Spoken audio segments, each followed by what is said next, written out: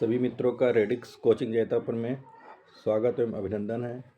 आप लोग आज हम लेके आए हैं जीके के 20 MCQ क्वेश्चंस जो आपके सारे एग्ज़ाम में हेल्पफुल होने वाले हैं। UP police, home guard, RRB, SSC and other state exam में आपके हेल्पफुल होने वाले हैं।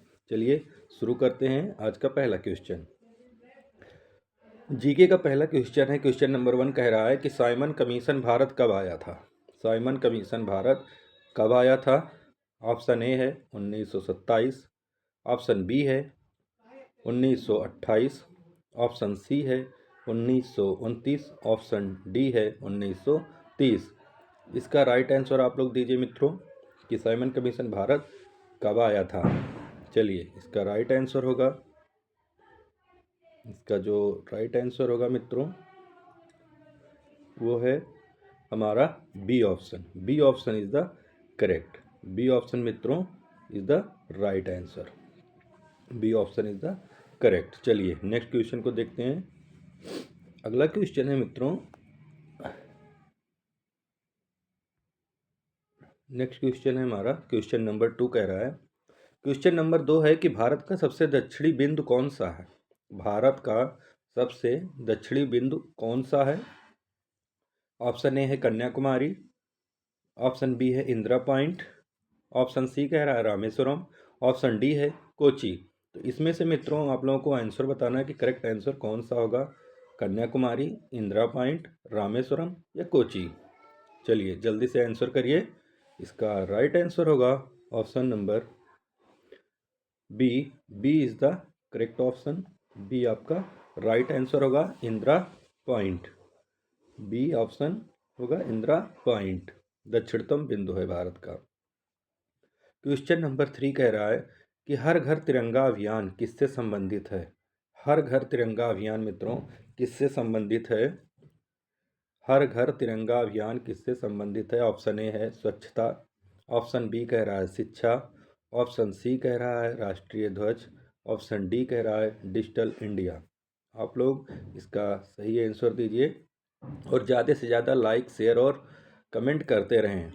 चलिए हाँ आप लोगों का आता है बट और भी करते रहिए, शेयर करते रहिए और जो हमारे चैनल पे नए लोग जुड़ रहे हैं वो लोग सब्सक्राइब भी करते रहें तो ताकि हमारा नोटिफिकेशन आपको बराबर मिलता रहे। चलिए क्वेश्चन नंबर 3 का जो राइट आंसर होगा मित्रों वो होगा आपका C number. C is the correct answer, राष्ट्रीय ध्वज।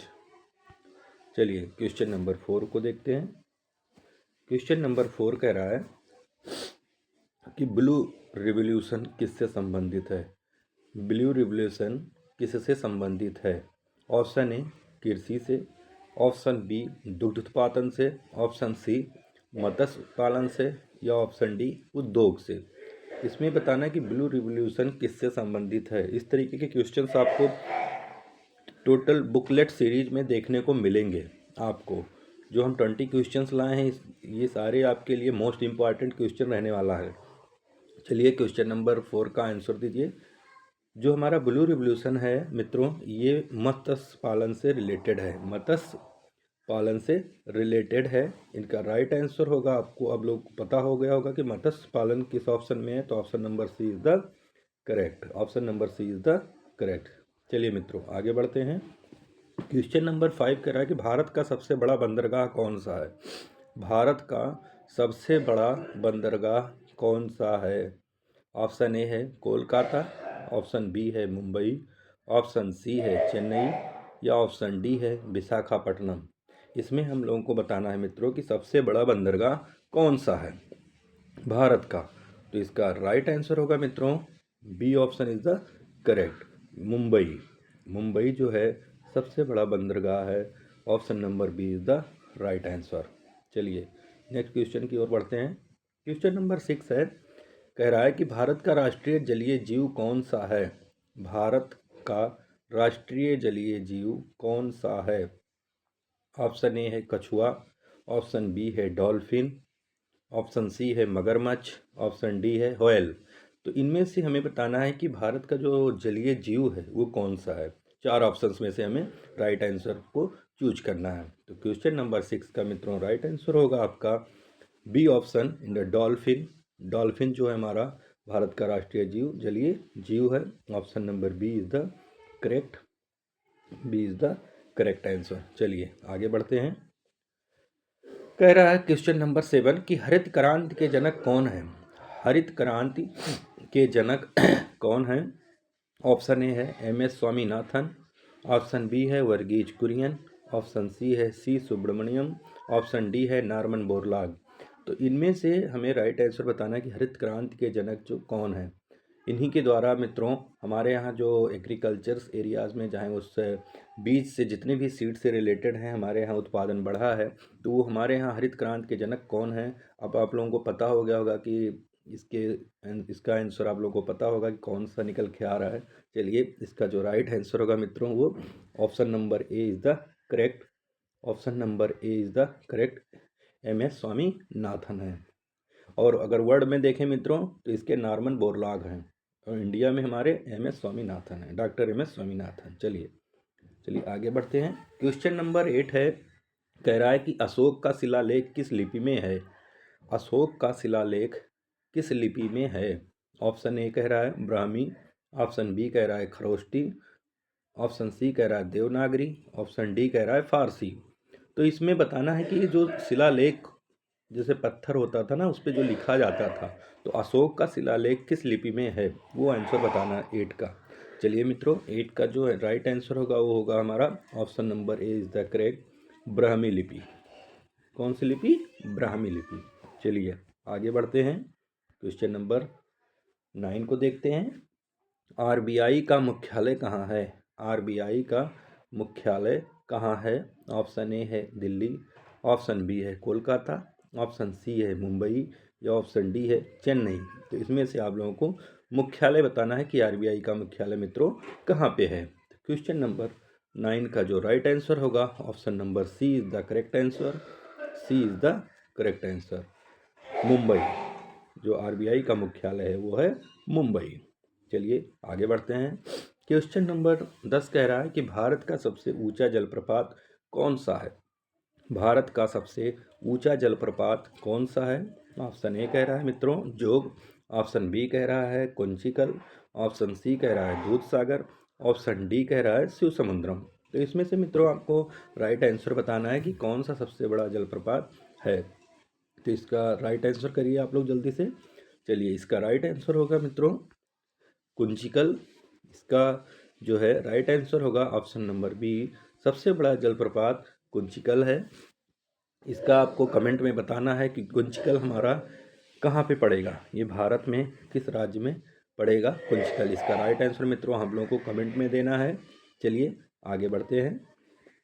क्वेश्चन नंबर 11 कह रहा है कि सूर्य मंदिर कहाँ स्थित है। What is situated of the sun temples, यानी सूर्य मंदिर कहाँ स्थित है। ऑप्शन ए है कोणार्क, ऑप्शन बी है पुरी, ऑप्शन सी है वाराणसी, ऑप्शन डी है मदुरई। तो मित्रों इसमें बताना है कि हमारा राइट आंसर कौन सा होगा कि जहाँ पे हमारा सूर्य मंदिर स्थित है। तो क्वेश्चन 11 को देखते हुए इसका राइट आंसर है मित्रों option number A is the correct answer Konark. कहाँ पे कोणार्क। चलिए आगे बढ़ते हैं। क्वेश्चन नंबर 12 जो है हमारा मित्रों, भारत के पहले मुख्य चुनाव आयुक्त कौन थे। भारत के पहले मुख्य चुनाव आयुक्त कौन थे। आप लोगों को पता है कि अभी देखिए चुनाव बिहार में हुआ है, तो ये जो चुनाव होते हैं, जो चुनाव आयोग होता है उसके चुनाव आयुक्त कौन होते हैं, तो ये पहला पूछा है। तो भारत के पहले मुख्य चुनाव आयुक्त कौन थे। ऑप्शन ए है टी.एन. शेषन, बी है सुकुमार सेन, सी है राजेंद्र प्रसाद और डी है बीपी सिंह। तो इसमें मित्रों हमें राइट आंसर बताना है आप लोगों को कि हमारे पहले मुख्य चुनाव आयुक्त कौन थे क्वेश्चन नंबर 12 में। चलिए इसके जो हमारे मुख्य चुनाव आयुक्त फर्स्ट थे वो थे हमारे Sukumar Sen. Option number B is the right answer मित्रों। B option is the right answer. चलिए ऐसे ही चैनल को लाइक करते रहें, सब्सक्राइब करते रहें। चलिए क्वेश्चन नंबर 13 कह रहा है कि भारत की सबसे बड़ी जनजाति कौन सी है। भारत की सबसे बड़ी जनजाति कौन सी है। ऑप्शन ए कह रहा है गोंड, ऑप्शन बी कह रहा है संथाल, ऑप्शन सी कह रहा है भील, ऑप्शन डी कह रहा है मुंडा। तो हमें इनमें इन चारों में हमें बताना है मित्रों कि सबसे बड़ी जनजाति कौन सी है, गोंड, संथाल या भील या मुंडा। तो इसका मित्रों जो राइट आंसर होगा आप लोग जल्दी से कमेंट करिए। चलिए कुछ लोगों का आ भी रहा है, चलिए आप लोग भी जल्दी से बताइए। चलिए इसका राइट आंसर होगा क्वेश्चन नंबर 13 का option number C, the Bhil. Bhil जनजाति जो है भारत की सबसे बड़ी जनजाति है Bhil. Option number C is the correct answer. Option number C is the correct answer. चलिए नेक्स्ट आगे बढ़ते हैं। क्वेश्चन नंबर 14 कह रहा है मित्रों कि भारत में श्वेत क्रांति, अभी हम लोगों ने क्या किया, अभी हम लोगों ने मत्स्य का पढ़ा था, ब्लू रिवॉल्यूशन, और ये है श्वेत क्रांति। भारत में श्वेत क्रांति किससे संबंधित है? ऑप्शन ए है मत्स्य पालन, ऑप्शन बी है दुग्ध उत्पादन, ऑप्शन सी है कृषि, ऑप्शन डी है उर्वरक। तो इसमें हमें बताना है चूज करके कि जो हमारा कौन सा ऐसा है जो भारत में श्वेत क्रांति से संबंधित है। कौन सा ऑप्शन करेक्ट होगा मित्रों? तो चलिए इसका राइट आंसर जल्दी से करिए। चलिए इसका हमारा श्वेत क्रांति जो है मित्रों हमारा दुग्ध उत्पादन से है। Option number B is the right answer, दुग्ध उत्पादन। चलिए नेक्स्ट क्वेश्चन को देखते हैं मित्रों। नेक्स्ट क्वेश्चन कह रहा है क्वेश्चन नंबर 15 कि ऑपरेशन फ्लड किससे संबंधित है?